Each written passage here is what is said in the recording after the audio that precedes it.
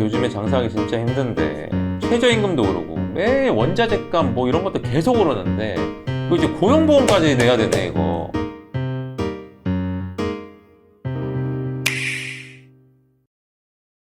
네, 맞습니다. 고용보험 기준을 옛날에는 근로시간으로 기준을 잡았어요. 근데 이번에는 소득만 생겨도 무조건 고용보험을 들어야 됩니다. 자영업자분들의 부담이 너무 크다 보니까 주에 15시간 이하로 초단기 알바들을 좀 많이 썼어요. 그런 초단기 알바도 이제 막혔다고 보시면 됩니다. 이렇게 되면서 한두 시간이라도 일을 해서 소득이 생기는 알바생들에게 고용보험료를 자영업자분들이 반을 내야 됩니다. 결국엔 뭐죠? 부담이 계속 늘어나는 거죠. 이게 사각지대에 놓여 있긴 했었습니다. 지금 뭐 자영업자 소상공인이 거의 1000만이 넘는데 이분들의 부담은 훨씬 더 가중되게 될 것 같아요. 이미 작년만 해도 폐업이 100만이 넘었습니다. 폐업을 많이 하는 상황 속에서 이렇게 고정비가 계속 늘어난다?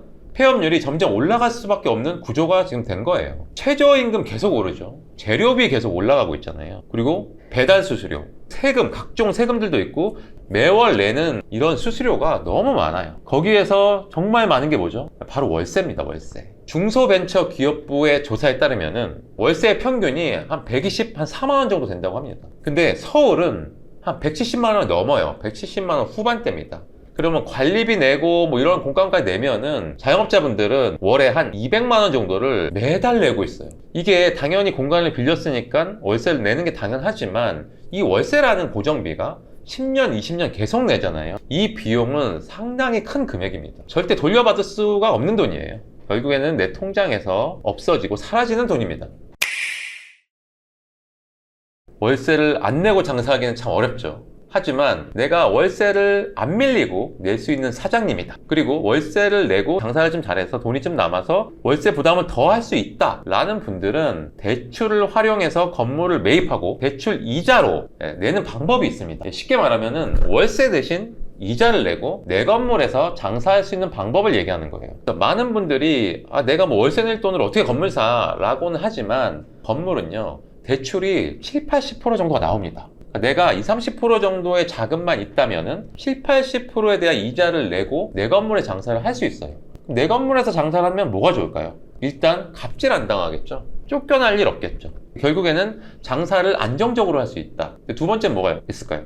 나는 월세를 내면서 계속 내 통장에서 버려지는 돈이었어. 하지만 내가 건물이라는 자산을 가지고 간다고 했을 때 5년, 10년 그 자리에서 꾸준히 장사를 잘 할 수 있다면 건물의 가치가 올라가겠죠. 자산의 가치가 올라가겠죠. 그래서 내가 대출 이자로 낸 돈도 어차피 버려지는 것처럼 보이지만 결국에는 자산이라는 것이 점점 커지는 결과를 가지고 옵니다. 정리를 하면은 첫 번째는 내가 장사하는데 그 안정성이 보장이 안 됩니다. 언제 쫓겨날지도 모르고 언제 월세를 올려달라고 할지도 몰라요. 두 번째는 내가 월세를 내면서 자산을 증식할 수 있는 기회를 날려버리는 겁니다.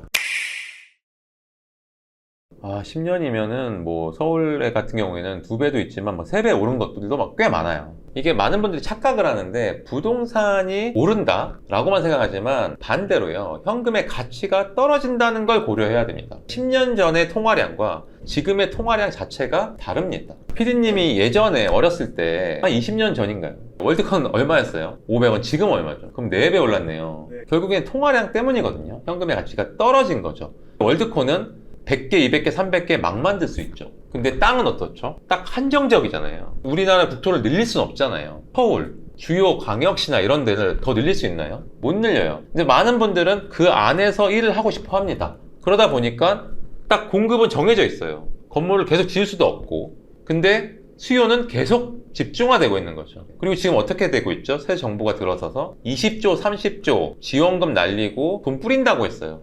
결국엔 돈이 많아진 만큼 옛날에 1,000원 주고 살 수 있었던 거를 이제는 2,000원 주고 사야 되는 거예요. 그럼 결국에 이렇게 통화량이 많아질 때 어떻게 해야 되죠? 장사를 해서 돈을 버는 것도 중요하지만 고정 자산에다가 투자를 하는 게 너무나 중요합니다. 그리고 자영업자분들은 어차피 월세를 낼 거잖아요. 자영업을 하면서 다른 거에 투자를 하는 것보다 내가 장사를 하는 곳에다가 어차피 내는 월세를 활용해서 대출 이자를 내면서 그 공간을 가져간다고 하면 더 안정적인 투자를 할 수 있다고 저는 생각을 하거든요. 이런 메커니즘을 이해를 하시는 게 되게 중요해요.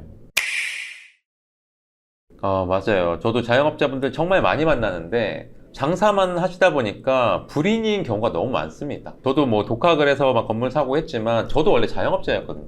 저도 월세를 몇 배씩 내다가 이 돈이 너무 아까워서 건물을 매입을 했는데 이 건물이 2배 이상 오른 거예요. 그런 경험들을 하다 보니까 이거 나도 이렇게 혼자 할 수 있으면 이걸 잘 알려주면 자영업자도 충분히 할 수 있겠는데? 왜 자영업자들이 잘 할 수 있냐면요, 대출 이자를 낼 수 있는 체력이 있습니다. 장사 잘하는 사장님들 같은 경우에는. 그리고 또 상권도 잘 봐요. 어느 지역이 장사가 되는지도 보통 일반인보다 더 잘 압니다. 하지만 부족한 거는 대출을 어떻게 해서 받고 또 어떤 건물이 나중에 오를 건물이고 이런 것들에 대한 정보가 부족한 거거든요. 근데 이 정보가 그렇게 어렵지 않아요. 공부를 하다 보면 이거 나도 할 수 있겠는데? 라는 생각이 들 거고, 저희가 그렇게 하다 보니까 벌써 70, 80명의 건물주를 만들어줬거든요. 그리고 경기가 너무 안 좋으니까 금리를 계속 낮추고 있습니다. 다시 경기를 부양을 해야 되기 때문에 고금리에서 지금 금리가 한 4번 정도 떨어졌어요. 하반기에는 한두 차례 더 떨어질 거라고 보고 내년까지 하면 두세 차례 더 떨어진다고 지금 예상을 하고 있습니다. 아까 전에 건물 살려면 대출을 많이 받아야 된다고 했잖아요. 그럼 결국에는 대출의 부담이 되게 무서운 건데 금리가 떨어지면 그만큼 내가 내는 이자가 줄어듭니다. 어떻게 보면 지금 공부해서 건물을 매입할 타이밍이라고 볼 수 있어요. 이게 뭐냐? 아는 만큼 보이는 겁니다. 그래서 저희가 많은 자영업자분들 대상으로 공부를 할 수 있고 이렇게 건물 살 수 있습니다 라는 거를 무료로 알려드리려고 해요. 7월 28일 월요일 오후 8시에 무료 라이브 강의를 해드릴 거고요. 그 내용은 고정 댓글에 달아놨으니까 참고해보시면 좋을 것 같습니다. 강의가 영상 형태로 나가다 보니까 장사하는 분들이 좀 못 듣는다고 해요, 8시면. 근데 꼭 영상을 안 보고 음성만 들어줬습니다. 그러니까 꼭 들어오셔서 일하시면서도 좋으니까 한번 들어보세요. 그날은 1억 가지고 대로변 건물을 매입한 사례도 이야기 해드릴 테니까 오셔가지고 꼭 들어봤으면 좋겠습니다. 고정비가 계속 늘어나고 장사하기가 점점점 어려워진 상황인데요. 어쨌든 정부는 이거를 계속해서 모른 척 할 수가 없습니다. 그래서 경기 부양책으로 돈을 풀고 금리를 낮추는 겁니다. 지금 제일 안 좋은 상황이라고 생각하지만 이런 정부의 방향성을 본다고 하면은 그 안에서 기회를 찾을 수가 있어요. 와, 망했구나, 나 이제 뭐 포기해야겠다 라고 생각할 때 이럴 때가 새로운 기회의 국면이 될 수 있습니다. 포기하지 마시고요, 힘내셨으면 좋겠습니다. 장사는 건물주다가 옆에서 많이 서포트 하도록 하겠습니다. 감사합니다.